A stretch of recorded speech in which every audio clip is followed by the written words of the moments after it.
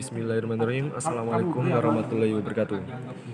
Saya di sini akan menjawab pertanyaan soal UAS. Mengapa filsafat ilmu penting dipahami? Ilmu filsafat itu penting karena dengan adanya pemikiran filsafat kita menjadi lebih kritis dan kita berpikir secara mendalam. Jadi kita mendalami suatu hal itu sampai ke akar-akarnya, sampai nggak ada pertanyaan lagi. Dan selanjutnya, apa sih hubungannya filsafat dengan ilmu? Jadi filsafat dan ilmu itu ada karena adanya filsafat. Karena filsafat itu kan suatu pemikiran. Nah, kalau kita tidak berpikir secara kritis, yang namanya ilmu itu tidak ada. Karena kita tuh tidak penasaran akan suatu hal. Kalau kita penasaran akan suatu hal, kita akan mempelajari tersebut dan muncullah namanya ilmu. Dan apa hubungannya satu materi dengan materi yang lain? Nah, filsafat ini dengan materi yang lain itu ada hubungannya. Yaitu berpikir secara kritis, mendalam, dan karena penasaran akan suatu hal. Dan selanjutnya adalah dari sekian banyak materi yang dipelajari, apa yang paling membuat yang Anda pahami. Nah, yang pahami itu teori kebenaran. Tadi kebenaran itu ada 4. Ada berapa teori? Ada banyak. Yang pertama teori kesepakatan, yang mana suatu eksistensi suatu keberadaan itu ada karena suatu kesepakatan. Dan selanjutnya teori mistis. Teori mistis itu karena adanya cerita-cerita kepercayaan orang.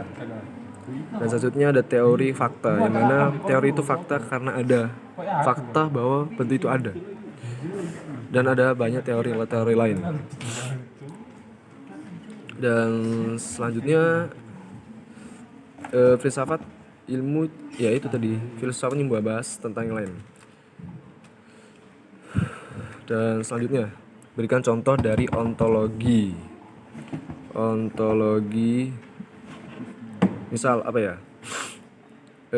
ontologi tentang zaman sekarang, contohnya itu rumah.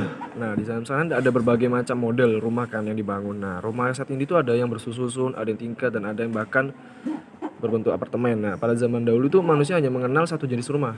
Nah, tapi faktanya walau saat ini tuh sudah banyak jenis-jenis susunan rumah, tapi tetap saja kita menyebutnya dengan nama rumah. Nah, itu pada dasarnya penguasaan yang benar dan memang ada. Nah, epistemologi bagaimana cara kita menganalisa bahwa bangunan itu adalah rumah. Kita akan melihatnya melalui panca indera. Nah, kita melihatnya dengan panca indera. Kemudian hasil dari panca indera tersebut akan dikirim melalui saraf-saraf otot. Ini dalam otak itu penglihatan tadi akan dianalisis lebih lanjut tentang semua yang kita lihat dari panca indera. Nah, agar dapat diketahui apakah rumah itu bukan atau bukan.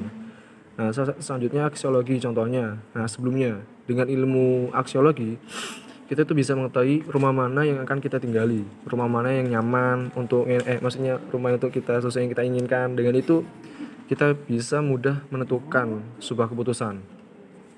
Oke, mungkin itu saja yang sempat saya sampaikan. Assalamualaikum warahmatullahi wabarakatuh.